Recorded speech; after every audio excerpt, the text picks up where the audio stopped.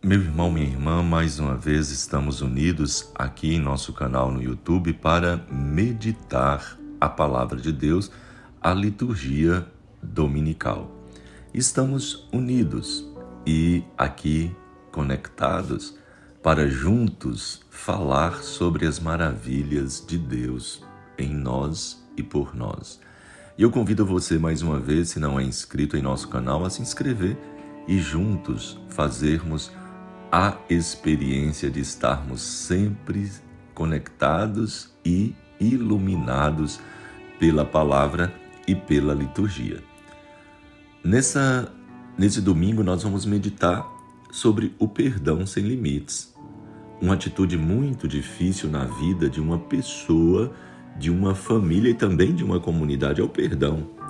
O que a Bíblia, nesse mês da Bíblia, nos diz a esse respeito? No Antigo Testamento, há um aperfeiçoamento sobre o sentido do perdão. Inicialmente, a vingança era aceita como método para compensar as injustiças recebidas e desencorajar alguém a repeti-las. Posteriormente, a lei do talião visou limitar a vingança, olho por olho, dente por dente. Só podia ser proporcional à ofensa recebida, dente por dente, ou seja, você fazia o mal a quem lhe fazia o mal. A primeira leitura de hoje, no Eclesiástico, capítulo 27, versículo de 33 a 29, versículo 9, é um apelo para superar a lógica dessa lei e adotar sentimentos de misericórdia e de perdão. Estabelece uma relação clara entre o perdão de Deus e o perdão humano. Quem não perdoa o irmão não poderá exigir o perdão de Deus. Ademais, o pensamento da morte relativa ao agravo e nos faz pensar diferente. E a felicidade do homem não está em cultivar sentimentos de ódio e de rancor, mas sim em cultivar sentimentos de perdão e de misericórdia. O salmo da liturgia desse domingo nos mostra o exemplo de Deus. O Senhor é bondoso e compassivo. Ele perdoa toda a culpa. Na segunda leitura, na carta de São Paulo aos Romanos, capítulo 14, versículo de 7 a 9, Paulo afirma que a comunidade cristã ela deve ser o lugar do amor, do respeito pelo outro, da aceitação da diferença, do perdão. Permanecer unidos no essencial e desprezar o secundário que nos divide. No Evangelho segundo São Mateus, capítulo 18, versículo de 21 a 35, Jesus revela um caminho de reconciliação. Continua o quarto discurso de Jesus, como viver na comunidade. Já vimos a correção fraterna domingo passado. Hoje vemos o perdão fraterno. Pedro consulta Jesus sobre os limites do perdão. Quantas vezes devo perdoar se meu irmão pecar contra mim? Segundo a tradição, 2, 3 ou 4 vezes no máximo. Pedro propõe até 7. Jesus responde 70 vezes 7. Isto é, sempre e todos, um perdão sem limites. Inclusive aos inimigos que os judeus não incluíam. O perdão não deve ficar na quantidade, mas na qualidade. O perdão deve ser de coração. Jesus ilustra o seu pensamento com uma parábola. Um empregado devia uma fortuna imensa e por compaixão foi perdoado.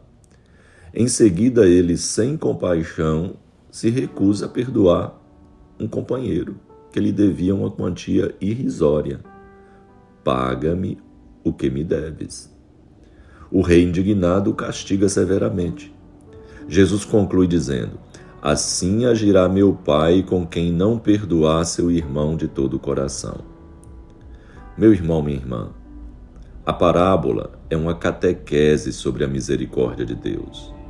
Mostra como, na perspectiva de Deus, o perdão é sem limite, total, deve ser absoluto. Depois convida-nos a analisar as nossas atitudes para com os irmãos que erram. O testemunho de Jesus é claro: amar até os inimigos.